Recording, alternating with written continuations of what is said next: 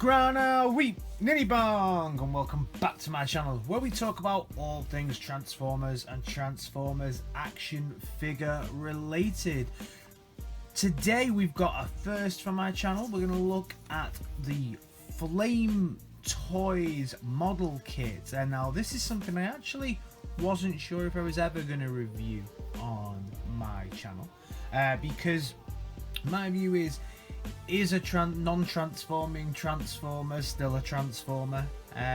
So the price point on these ones is quite high. We'll go into that later on. So I was never really sure about whether or not I was actually going to review any of these, get any of these from my collection. But I have to say that my curiosity definitely has gotten the better of me, and I'm quite interested to see what these figures have to offer. I have to thank my girlfriend for picking this one up for me as a little present. So yeah, let's have a look as we always do, starting with the box. And the box art for these is really great. Awesome version. I got the shattered glass version of Prime here. The reason that I picked up the shattered glass version is I don't own a shattered glass Optimus Prime in my collection at all, so he'll look pretty nice on the shelf. This is an official Transformers release, so Flame Toys have got the license from Hasbro to create these ones. Unlike the model kit that I reviewed the other week, you can find a link to that, should appear somewhere now. These ones are plastic, so it's not metal. There's no metal involved in this at all. We can have a look here at the front. It's amazing artwork that we get on the front of this. Really nice artwork. Shattered Glass Prime in his he says attack mode, and this is definitely an attack mode stance.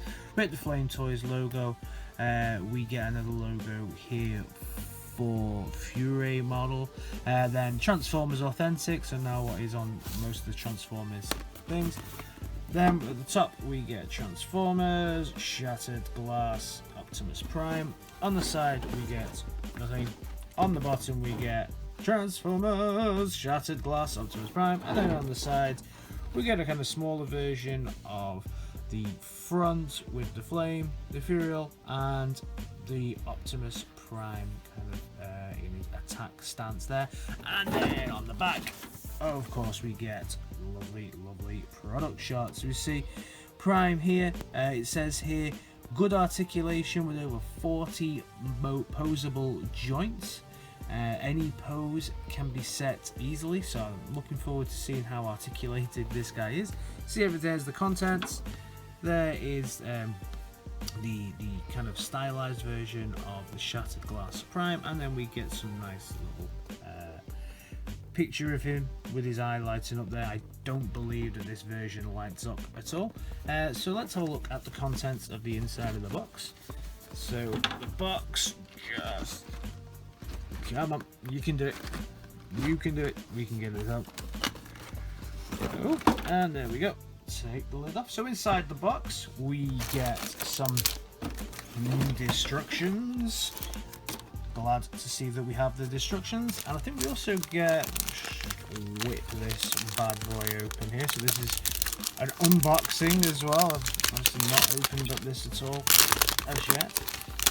So we have the instructions here, and then we also get some stickers, like G1 looking type stickers here. Very nice shiny silver stickers, very cool. And then on the product, the instructions, really nice. Not the actual figure, but this is obviously this a drawn version of it. Explosions going on in the background, and then how to snap each piece together.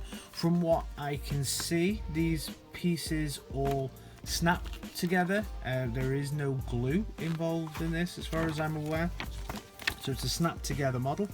And I'll show you how this works as we go through.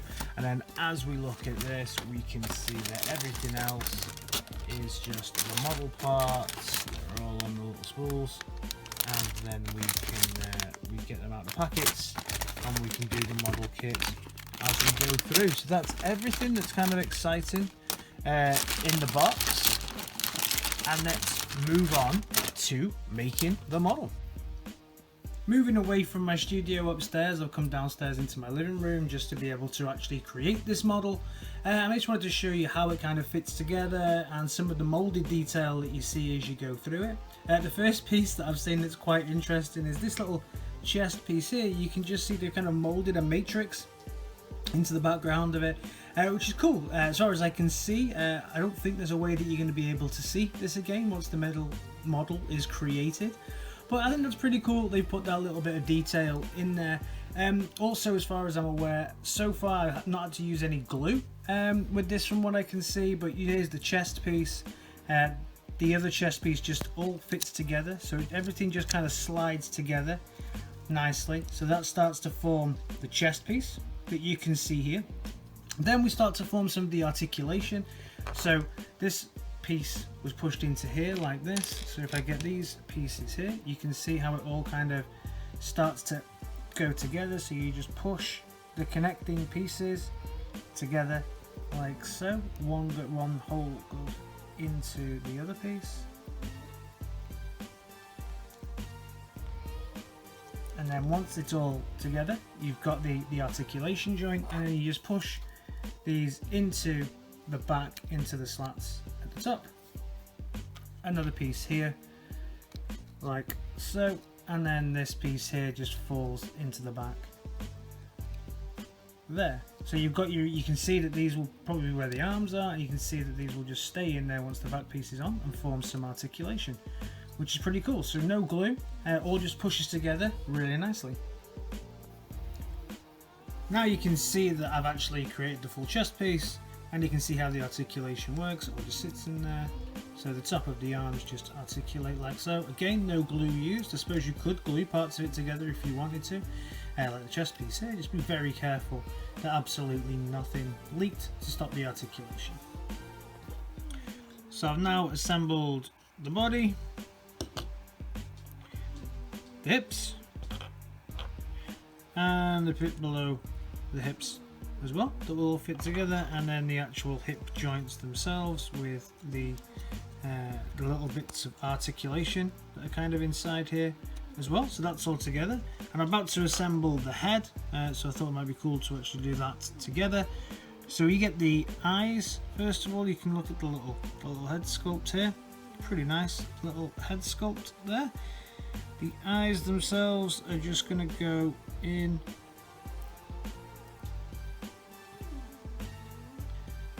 and just fall into place. Again, I haven't used any glue or anything at the moment, which is pretty good, but I guess you could on some of the pieces.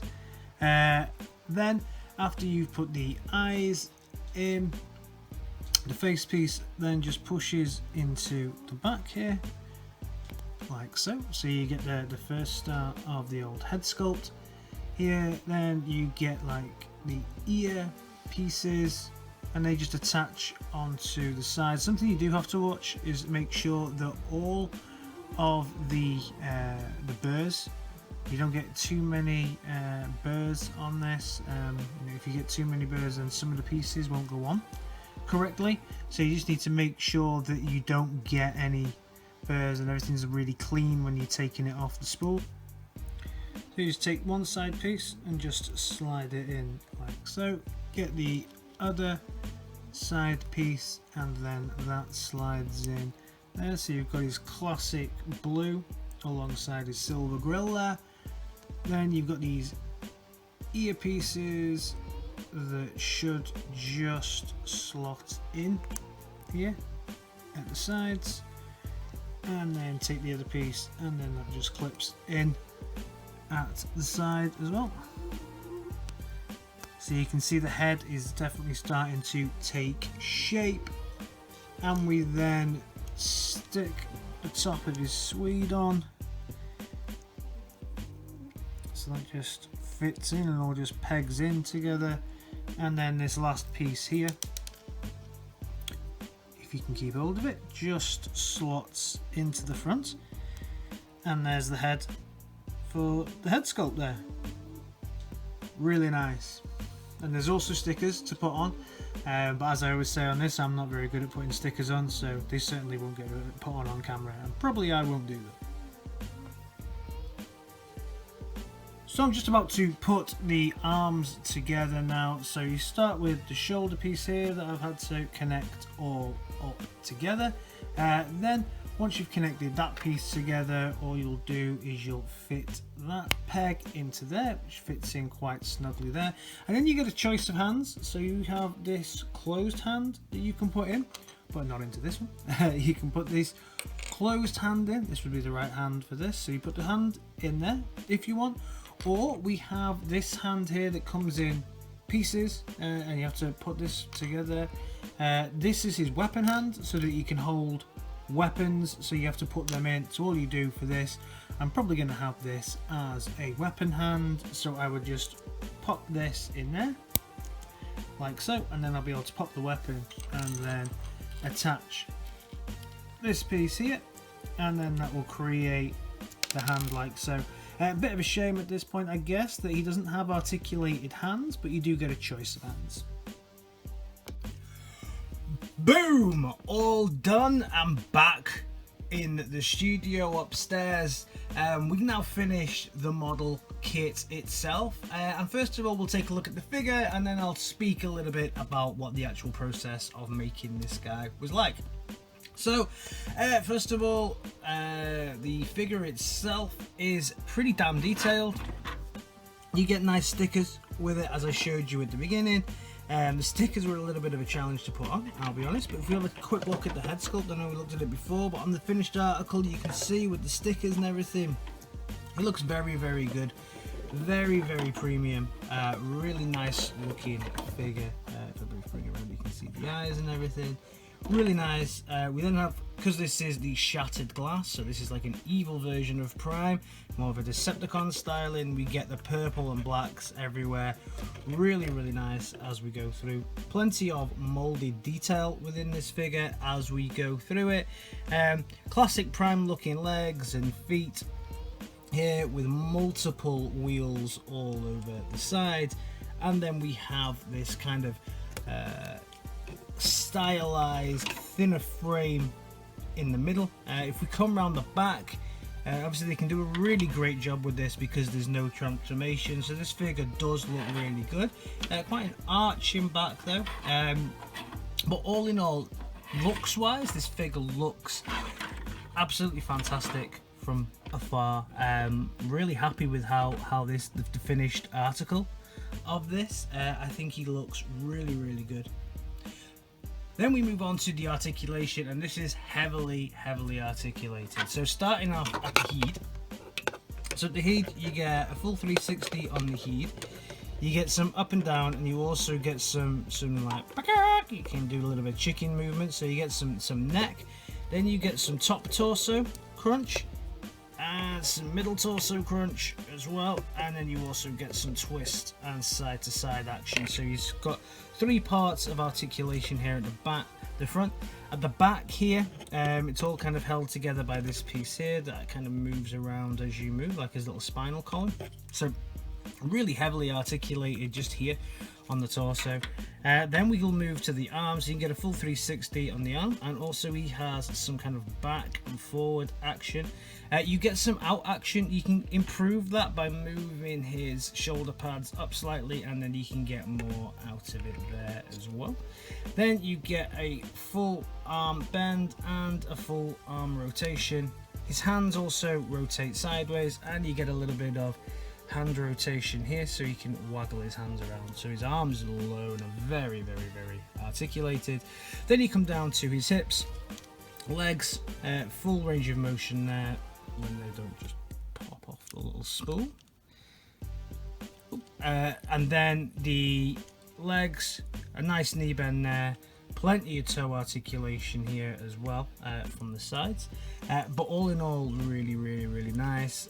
You get like a double knee bend, so you get one knee bend there and then another knee bend that'll come all the way around, so that's really good. So plenty of articulation on this figure, 40 points all in all, and as you can see I'm having to put one little piece back on here, so this brings me I guess, to the challenges with this figure.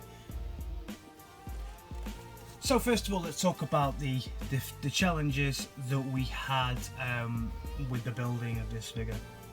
So building of the figure, I didn't use any glue, or my plan wasn't to use any glue before I did this review, so you can see what you can and can't do without glue. I didn't put any glue on any piece apart from this piece.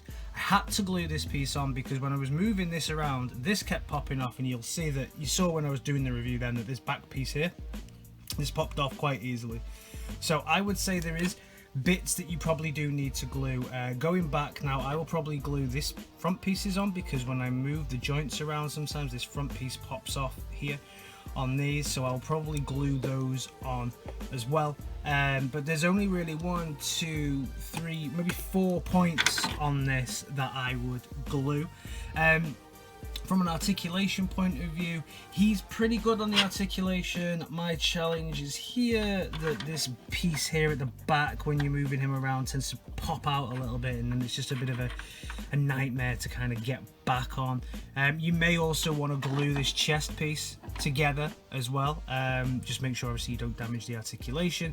I have had that piece pop off, and it was just a nightmare to kind of just put it all back together, especially once that you've stuck these stickers on. Bringing it to the stickers are a little bit of a challenge to put on. You can see they're very, very small, some of these stickers, but that's part of the modeling kit, so I just got some tweezers to be able to do that. I'll move on to accessories before I do my final wrap up. So the accessories that you get with this guy, you can see he's got his classic iron cannon here. Really, really nice looking iron cannon. He also comes with separate hands. So if I want him to have just 2 normal hands, I can give him 2 normal hands, similar to this one. Or I can give him this massive axe here that he can hold, and to swap this over, I just pull that out and pop the axe hand in. So you can see how easy it is to swap it around. Challenges with the axe though, I mean, we'll have a little look at the axe in full action here. So this is a sticker. Excuse the air bubbles, I'm not great at putting stickers on, as I've already said. So the axe is pretty cool. It's got little wheels on it. It's not too detailed. You can already see the challenge I have with the axe though, and I'll show you that in 2 seconds. So he is highly poseable, but his arm cannot take the weight of this axe, so you have to be really careful with how you can pose it. You can pose it in certain situations, but it's not an easy thing to always pose. You can kind of have him in that kind of pose, I guess, but it's not the easiest thing to pose. It looks nice though. It's a nice looking axe. I really dig it, but it's not the easiest thing to pose, and throws a lot of the kind of stability of the figure off, and also his arm joints are just not strong enough to hold the axe up. Before we wrap up, let's do a very quick comparison here. So first of all, let's compare him to the Earthrise Prime, so bang up to date, and you can see he's a similar height to the Earthrise Prime. They're very, very similar heights, so he's kind of Voyager size. He just hasn't got the heft of a Voyager figure. Next to a Siege, obviously another Voyager. They look pretty cool together. And obviously next to an Masterpiece, he's much smaller than a Masterpiece. You can see he's much smaller than a Masterpiece. Final thoughts on the Flame Toys figure. This is the first Flame Toys model kit that I've put together. I liked doing the model kit. It's certainly more fun than the MU one that I did. This model kit pushes together quite nicely. Holding together is a little bit different. Obviously with everything just pegs in, you can't really glue everything together. It does tend to fall apart a little bit too much for my liking. Posability wise, it's really, really good, but like I said, the axe doesn't really hold up. Has it changed my mind about paying this kind of price for a non-transforming Transformer? Probably not. I think if it came down to buying this or an actual Transformer, I would pick an actual Transformer every day over this. These model kits go in the region for about 50 to 60 pounds on the cheaper end of the scale in some places, and all the way up to, I've seen some for 200 to 300 pounds. And for those prices, I would definitely pick a third-party TF or even a Hasbro TF over one of these kits. But each to their own. Let me know your experience with these guys. I can't see myself getting another one of these kits in the near future unless something comes out that I simply cannot get as an actual transforming Transformer. So no, it hasn't really changed my mind about spending this kind of money on a non-transforming Transformer. Let me know your experiences down in the comments, guys. Let me know your thoughts and feelings. Have you got these? Do you collect these? Do you think these are absolutely fantastic? Do you add these into your Gundam collection? Because I know that these go quite well and scale well with the Gundams that you can get on this. So cheers, guys. Thanks for checking out this video. Give us a like, a share, and a subscribe, and I'll see you in the next video. Alright, in a bit. Peace!